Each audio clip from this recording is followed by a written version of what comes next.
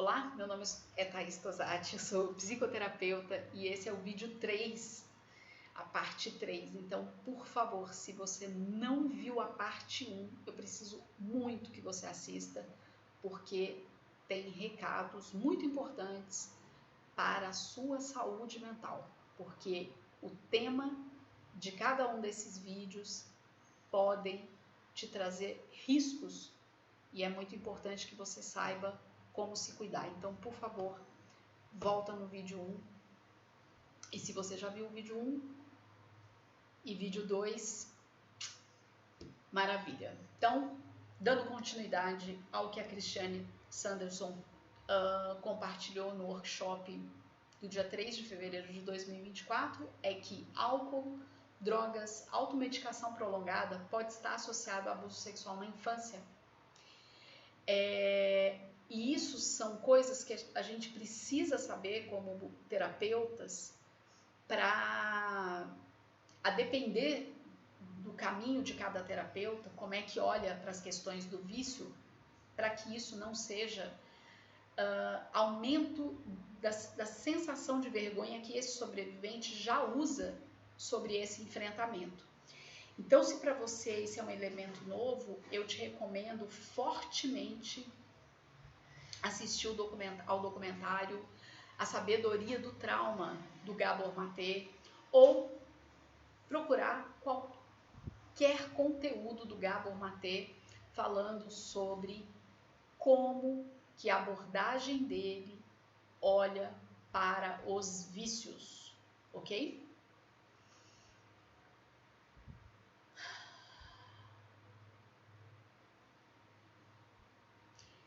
Eu não vou entrar no mesmo detalhe que ela trouxe aqui da automutilação, porque já que esse vídeo é aberto, isso pode ser bastante perigoso, mas é sobre automutilação em determinadas partes do corpo, que é importante que a gente saiba que partes não visíveis do corpo possa estar acontecendo a automutilação, e de novo, a gente precisa proporcionar um espaço de segurança e confiança, que essa pessoa não se sinta envergonhada caso ela partilhe algumas partes do corpo que ela está fazendo automutilação. Lembrando lá no vídeo 1 que eu falei, que ela trouxe no workshop, algumas pessoas podem fazer isso para voltar para o presente, porque elas estão dissociadas, e outras para sair do presente, porque está muito difícil para elas estar no corpo. A importância de fazer terapia com jovens com menos de 25 anos, pois o cérebro ainda mantém a plasticidade propícia para mudanças consistentes. Vou fazer um relato pessoal. Eu tenho começado a receber clientes com 21 anos e eu estou bem feliz, porque é exatamente isso que eu sinto, né? Poder fazer um acompanhamento terapêutico com pessoas ainda dentro dessa janela de plasticidade propícia para essas mudanças consistentes é muito, para mim tem sido muito reconfortante, assim, tem sido muito bonito ver como que essas pessoas estão tomando consciência e podendo fazer mudanças a tempo na vida, de realmente ter uma mudança consistente.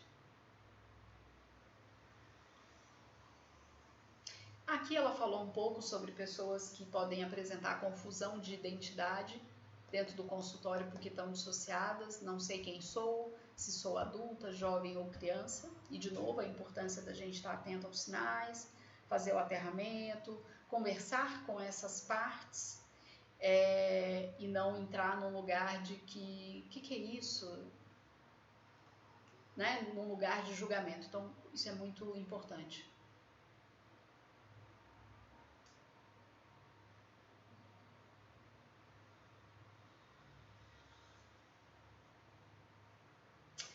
Bem, a confiança, né? Ela traz aqui um item muito comum nos sobreviventes, que é especialmente de abuso sexual infantil, que é não confiar neles mesmos e em outras pessoas. Então, ela contou, por exemplo, de casos que ela atende há 10 anos e a pessoa continua não confiando totalmente dela. E ela trouxe isso para dizer que esse é um tema que pode ser muito duro para alguns sobreviventes e o quanto é importante a gente não levar isso para o lado pessoal. E claro, para fazer isso a gente precisa estar em constante processo terapêutico pessoal e supervisão para cuidar e não tornar pessoal essa questão da confiança. E que isso pode ser uma coisa gradual e para o nosso olhar pode ser muito lenta, caso a caso, mas é importante manter esse lugar da construção, da confiança, passo a passo, em pequenas coisas, porque na verdade, quando essa pessoa começa a confiar na gente, ela também está confiando nela mesma. Esse exercício ele é uma via de mão dupla. Ah, tá. Ela traz isso, é um exercício muito comum no livro dela, que é... Tá, antes disso ela fala que com essa história de não confiar, alguns sobreviventes podem fazer muitos testes. Então, enviar mensagens ofensivas, ter um lugar de enfrentamento para testar se a gente vai abandoná-los ou não. E aí lembrando que, em geral, quando eles fazem isso, é uma parte, eles estão dissociados, é uma parte deles com muito medo que está ali agindo por impulso e a gente precisa cuidar para não levar isso para o lado pessoal e saber como manejar isso de forma que a gente acolha isso que está acontecendo e que a gente também saiba colocar os nossos limites, mas de uma forma amorosa, generosa, enfim, esse lugar da construção de um vínculo seguro. E aí o que ela sugere de exercício é fazer, dependendo da situação, ali com alguns clientes, fazer a escala de 0 a 5. O quanto ela está confiando nela, em você como terapeuta, naquela situação, entre 0 a 5, quanto de confiança, para ela poder também ir percebendo, e você também, o quanto o tema confiança está na vida dela.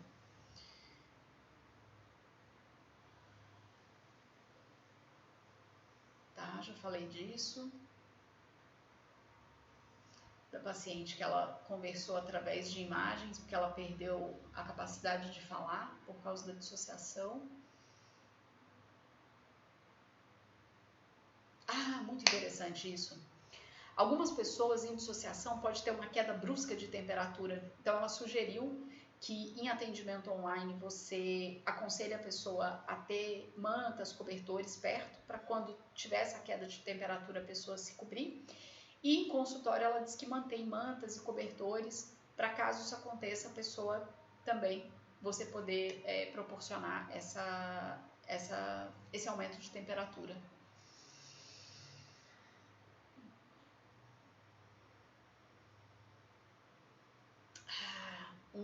Um tipo de dissociação que pode ter é o sobrevivente parecer muito pleno e sereno. E ela trouxe, inclusive, assim, um jeito, né, que a pessoa pode ficar. Se você observou, não tinha observado isso antes, na pessoa que você está atendendo, fique atento. Isso pode ser uma dissociação. A pessoa ficar nesse estado, assim, de uma certa plenitude, serenidade. Então, é importante ficar atento sobre isso.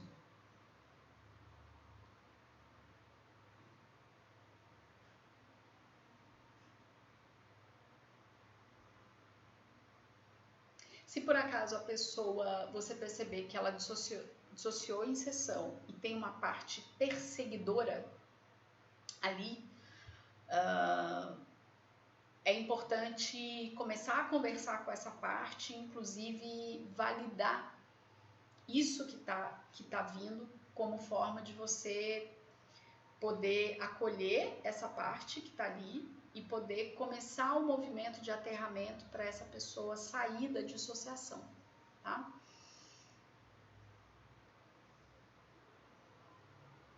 Ela trouxe um termo chamado, eu não sei se eu vou estar pronunciando certo, é a primeira vez que eu ouvi, inclusive são palavras diferentes em inglês e português. Alexitimia é um termo para pessoas com acentuada dificuldade ou incapacidade para identificar e expressar emoções. E significa sem palavras para as emoções, o que esse termo significa. Então, por exemplo, pode ser super importante trabalhar com essa pessoa a roda das emoções. Existem muitas aqui na internet, né? Que é a pessoa aprender a nomear. O que é isso que ela está sentindo? Que nome isso tem? A razão pode ser a desconexão do corpo, pois ele é a morada da dor. E aí, entrar em contato com as emoções faz com que essa pessoa se desconecte. Chega a ser tão severa essa lexitimia que a pessoa pode não conseguir identificar quando ela está com vontade de ir ao banheiro, por exemplo. Quando tem fome. Tamanho é a desconexão com o corpo.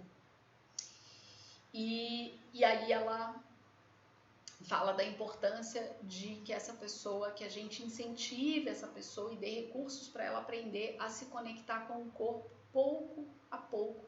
E aqui eu vou sugerir, para quem não conhece, o escaneamento dentro de sessões de experiência somática, que é uma coisa que eu fui atendida, fui acompanhada por um ano por uma terapeuta na experiência somática, e eu uso o escaneamento para que algumas pessoas vá aprendendo a se conectar com o corpo. Eu não sei se já tive algum caso como esse que ela descreveu, mas essa é uma sugestão, mas claro, deve existir muitas outras, que é um jeito desse sobrevivente ir pouco a pouco se conectando com o seu corpo e com as suas emoções. Mas é importante saber que isso existe, porque isso pode levar bastante tempo. E o cuidado para a gente não entrar numas de conecta aí logo com o corpo, como você não sabe que emoção é essa? Ter muito cuidado sobre isso.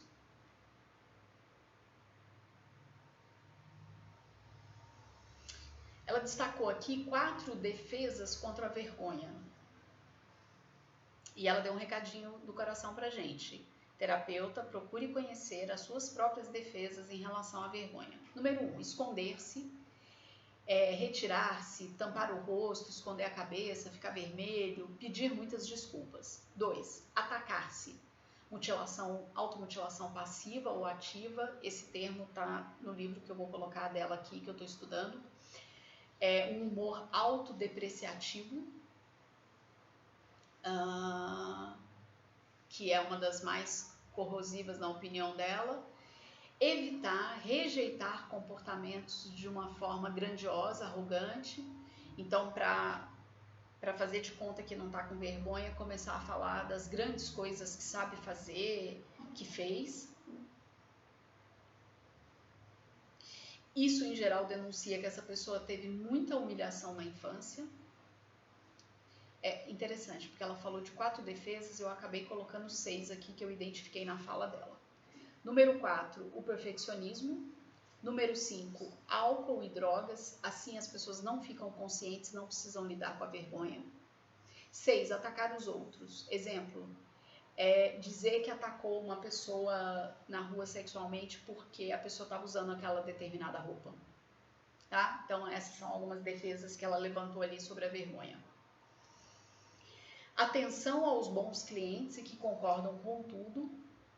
Sugestão, verificar o que o cliente sente em relação ao que foi conversado, abordado.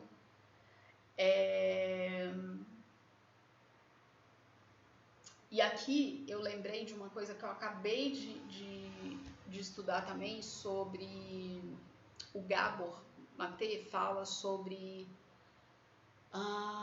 compassionate inquiry, que é essa investigação compassiva. Então, uma das coisas que o Gabor faz na investigação compassiva é perguntar assim, isso que você está me dizendo, que está sentindo, você está falando isso para me agradar ou você está sentindo isso verdadeiramente? E eu falei, nossa, olha que legal esse recurso, né? Para poder tomar esse cuidado, né?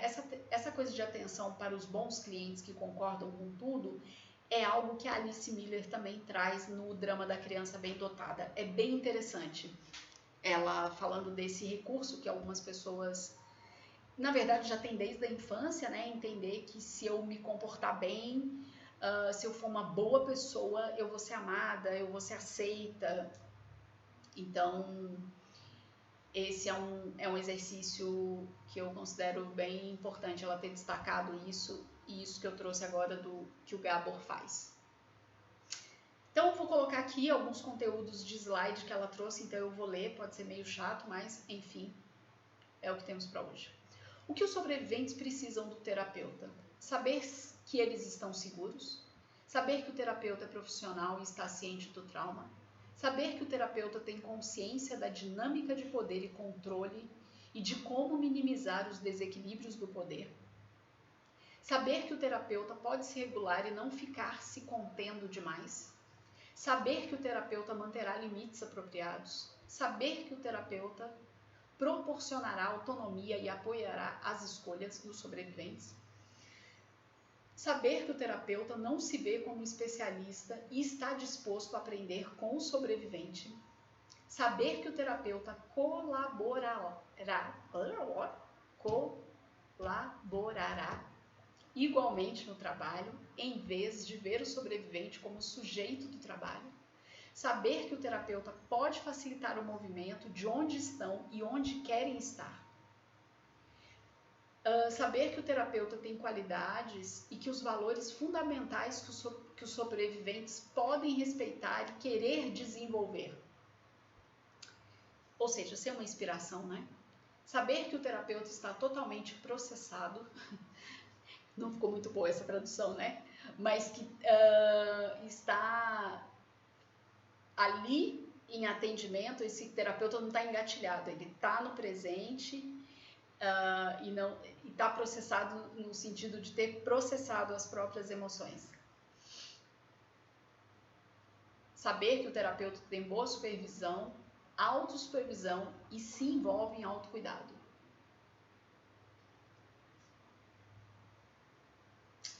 E aí vou destacar aqui, vou repetir, né, o que ela falou. Sintomas, um jeito de dar sentido às experiências confusas ou conflitantes.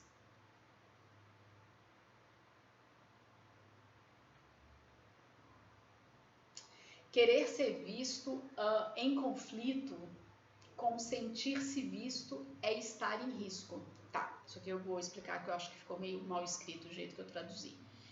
Que é, ao mesmo tempo que o sobrevivente vem e ele quer, né, quer olhar para as questões dele, quer dar significado a tudo isso que aconteceu e passar por esse desconforto de falar coisas que talvez ele nunca falou, e tá nessa relação com essa pessoa conhecida, mas ao mesmo tempo desconhecida, é uma coisa muito desafiadora para alguns sobreviventes. E aí, aqui ela sugeriu um livro que inclusive eu comecei a ler, que é o livro O que Aconteceu com Você, com o Bruce Perry e a Oprah Winfrey. Porque nesse livro, e ele, graças a Deus, é traduzido em português, esse livro é tão bom para terapeutas quanto para sobreviventes, porque eles conseguem explicar ali de uma forma acessível as questões técnicas sobre como é que o nosso corpo funciona nessas questões de traumas, defesas e tal, e os comportamentos que a gente pode ter por causa dos traumas. Então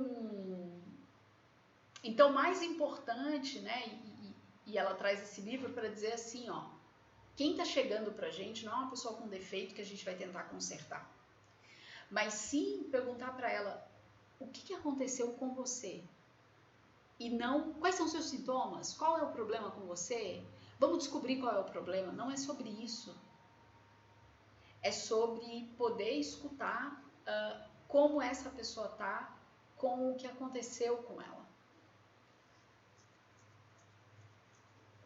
Nossa, isso é muito sério. Ela trouxe que algumas crianças, por medo de revelar o segredo, elas não desenvolvem amizade. E que correlata com aquilo que eu falei sobre o brincar que ela trouxe, né?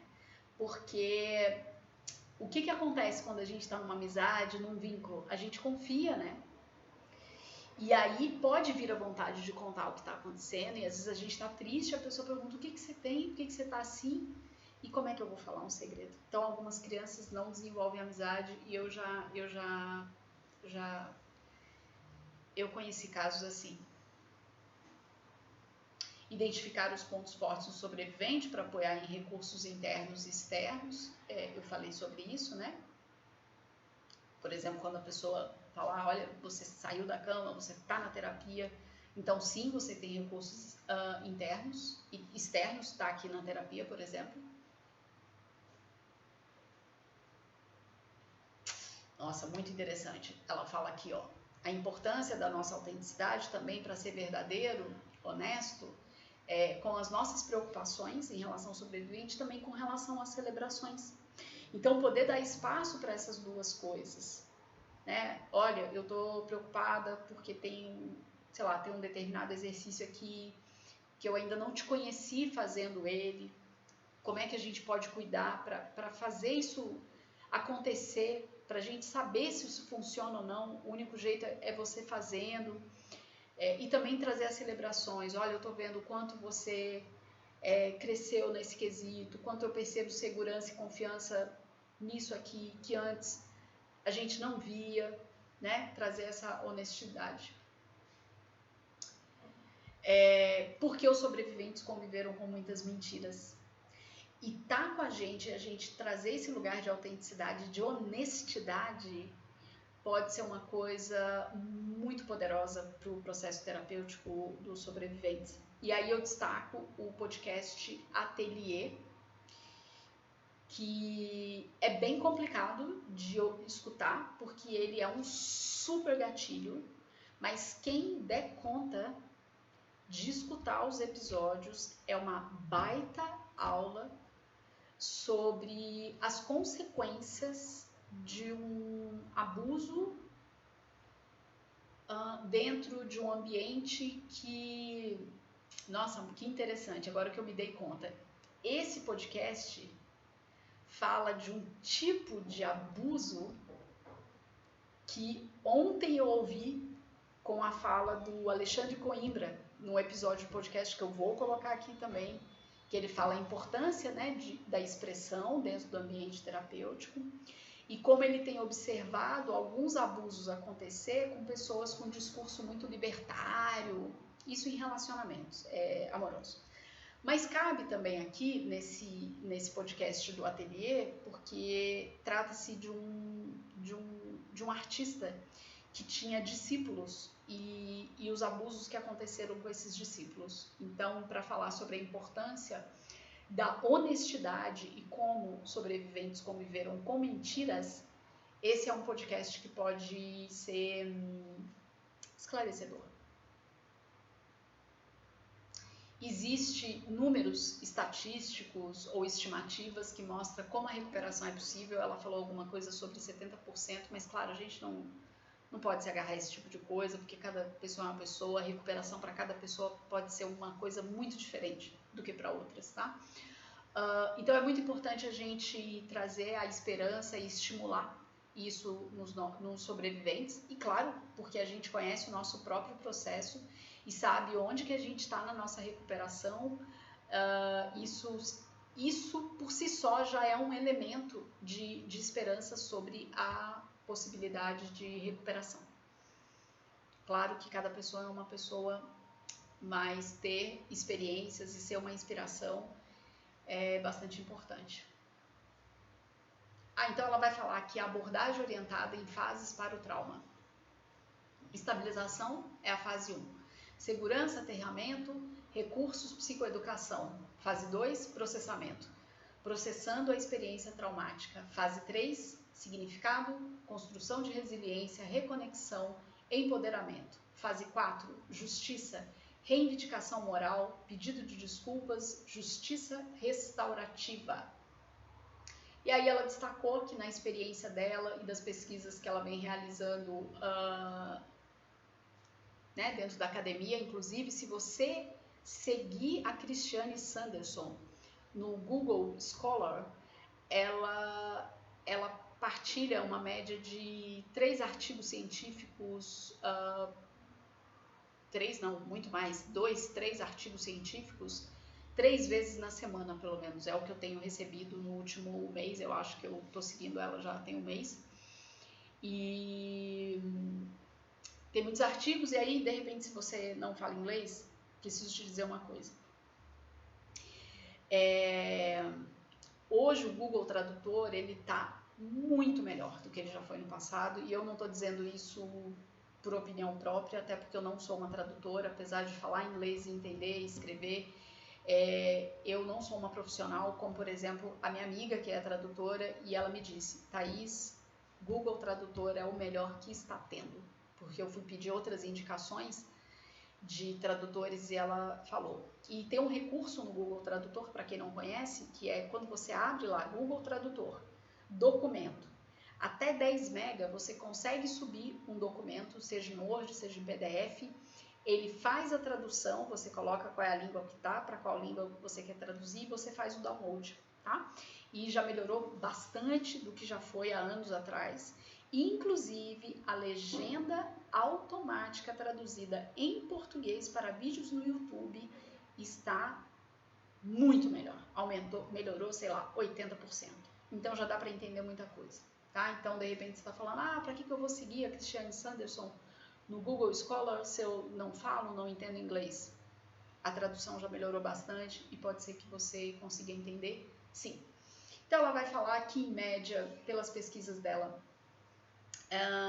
2 anos é um tempo mínimo para se construir vínculo e poder trabalhar as questões traumáticas. Claro que isso muda de pessoa para pessoa, mas pela experiência dela de 35 anos e formando profissionais, ela tem visto esse número. Esse número está cada vez mais consistente. E uma coisa que é muito importante dizer é que algumas pessoas nunca sairão da fase 1 e tá tudo bem, né? Voltando, é a fase da estabilização.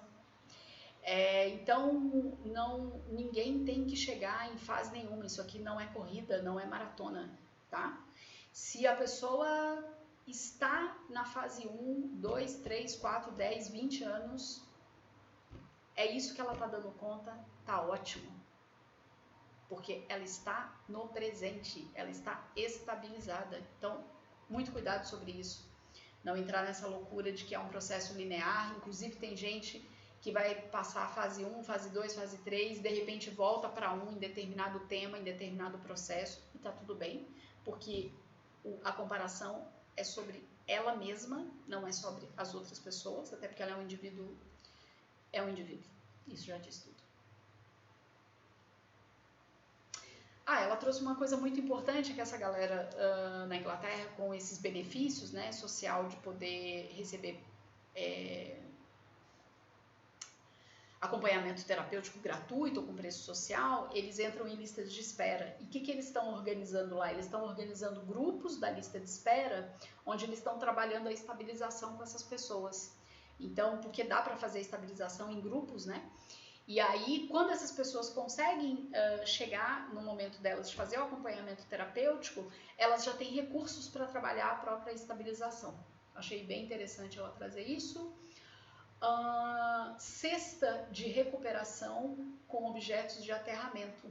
Então, ter uma cestinha em casa chamado cesta de recuperação, ou o nome que você quiser dar, para você terapeuta, para você sobrevivente, se você é as duas coisas, para nós, né? Então, objetos que te acalmam, cheiros, sons, imagens, texturas, o que te acalma? Faz uma cesta de emergência de calma, de como ficar calma, como se estabilizar.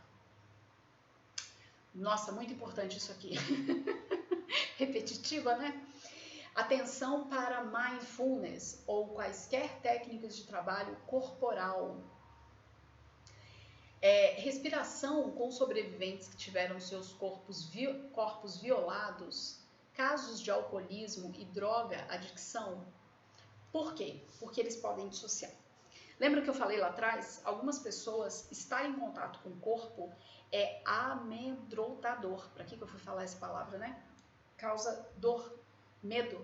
Então, ela está muito desconectada com o corpo e ela precisa fazer isso aos poucos. Então, qual é o exemplo que ela deu?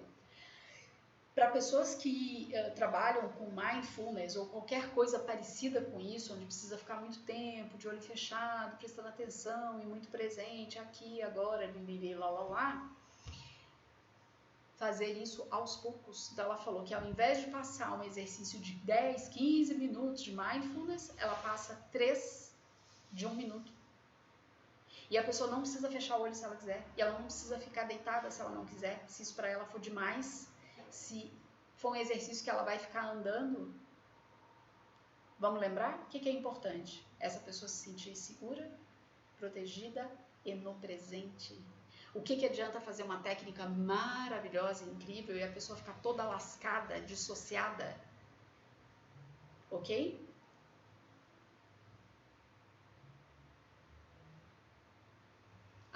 Outra coisa, alguns ritmos respiratórios podem ativar flashbacks de abusos. Então estejam muito atentos a isso. E aí, claro, ela recomendou arte terapia, dançar, cantar. Isso é muito lindo. Cozinhar, jardinagem e tudo que possa remeter à construção para ter contraste das destruições que foram feitas na vida de quem sofreu abuso, dos sobreviventes. Isso é a coisa mais maravilhosa, que quando ela falou isso eu tive vários insights. Então, inclusive ela não falou aqui, mas eu vou dizer, organização de casa. Às vezes uma coisa besta que você organiza e dá esse senso de eu fiz, eu organizei, eu construí, eu sou capaz. Então isso pode ser um exercício muito interessante. E agora eu vou finalizar, graças a Deus, Senhor Jesus. Postura terapêutica aberta, flexibilidade, de pensamento, de abordagem, um jeito curioso, reflexivo, inclusivo. Conselho para nós, tá? No caso. Que a gente possa representar uma base segura e protegida na qual o cliente se sente visto, reconhecido. Que a gente tenha limites muito claros, mas que a gente tenha a opção de ser flexível também. Adaptar-se às necessidades do cliente ao invés de adaptação do cliente à modalidade que nós preferimos. Nossa, eu tenho aprendido muito com isso, muito. Ser empático, compassivo e sem vergonha. O cliente ouviu, entendeu, e não para ser conivente, né? Tá nesse lugar de verdade ali dentro desse espaço e nesse lugar dessa escuta interessada, ativa. Relacionamento humano genuinamente caloroso, visível, emocionalmente disponível, engajado, responsivo, presente, incorporado, interativo, tendo o cliente em mente. Tomar muito cuidado para os riscos de retraumatização com uma postura terapêutica desapegada, fria, distante, e ter humildade para pedir desculpas, para admitir os erros. Lembra da autenticidade, da honestidade que ela trouxe? Ter muita consciência sobre algumas situações de marginalização, estigmatização, especialmente sobre transtornos de personalidade. Isso sou eu que estou destacando e sugiro de novo, se você quer estudar sobre transtorno de personalidade, Tariana Rocha nem me conhece, tá? Ela só vai saber que eu sou aluna se ela consultar meu nome. Tô querendo dizer isso para dizer eu não tô vendendo isso aqui para ela não. Eu estou fazendo isso porque eu estou vendo o que é ter contato com o conteúdo, e a Tariana Rocha vem de um estudo de muito material internacional, e infelizmente isso é uma realidade, né? Quem fala inglês e estuda tem acesso a materiais, como eu tive agora com a Cristiane Sanderson, a coisas que eu, pelo menos, não vi nada disponível em português. Então, o que a Tariana Rocha está fazendo no projeto de individuação, entre muitas coisas, mas uma delas é não estigmatização. Isso é uma coisa que a Cristiane Sanderson trouxe muito importante, não entrar nesse lugar de de visão, de encaixar, de rigidez, e sim de inclusão, de aceitação. Porque essa pode ser a primeira vez que o nosso cliente, paciente, está experimentando ser ele mesmo, e isso não ser um lugar de vergonha, humilhação, medo, insegurança e desproteção. Enfatizar os pontos fortes e o empoderamento do nosso cliente, paciente, eu já trouxe isso. Consciência, já trouxe isso.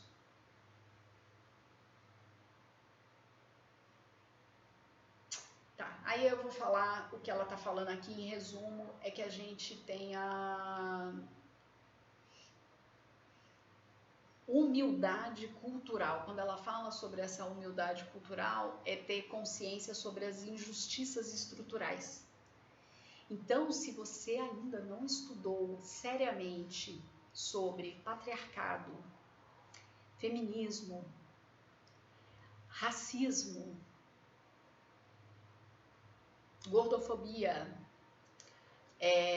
nossa, são tantos assuntos, minimamente sobre as questões estruturais de cultura, as questões de conhecimento, por que estudar sobre branquitude, por que estudar sobre a epistemologia europeia é tão importante para que a gente não replique isso dentro de consultório. Isso é muito importante. Consciência dos nossos próprios traumas, das nossas vergonhas, dos nossos traços narcisistas, especialmente o narcisismo altruísta. A gente precisa de estar com, ao invés de fazer para. Dar ênfase em cuidados de todas as áreas das nossas vidas, com inserção e naturalização do humor, da brincadeira. Isso aumenta o vínculo conosco e com os outros. Existe muito aprendizado ao fazer esse trabalho. Ele pode ser muito cansativo, trabalhar com esse tema, porém é transformador em muitos sentidos. E a gente aprende a desenvolver resiliência e compaixão. E é isso, minha gente. Foi um baita de um workshop. Eu desejo que, meu Deus, 3 conteúdos de 40 minutos, 3 vídeos. Isso seja uma contribuição para vocês, seja uma inspiração como foi para mim. Eu estou completamente apaixonada.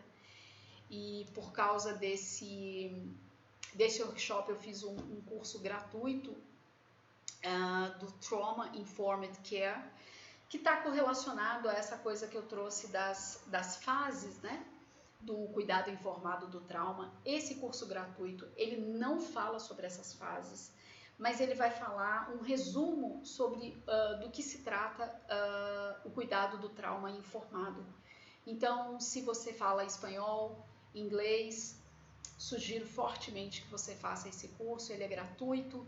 E eu vou deixar o site aqui também. Então, em todos os vídeos eu vou colocar os mesmos links de material de apoio. Talvez tenha ficado bastante confuso as falas, mas reforço, digo mais uma vez que eu fiz isso, eu dei o meu melhor, com a melhor das intenções para que isso de fato chegue a muitos profissionais e possa fazer um trabalho com esse ponto de vista que ele é muito novo. Eu acho que tudo que eu tenho visto hoje em dia na internet tem me assustado bastante por experiências pessoais que eu já passei sobre o abuso dentro do espaço terapêutico e espiritual. E acho que o que eu estou trazendo aqui é uma forma da gente tomar consciência e evitar repetir isso. Tá bem? Um beijo grande e até o próximo vídeo.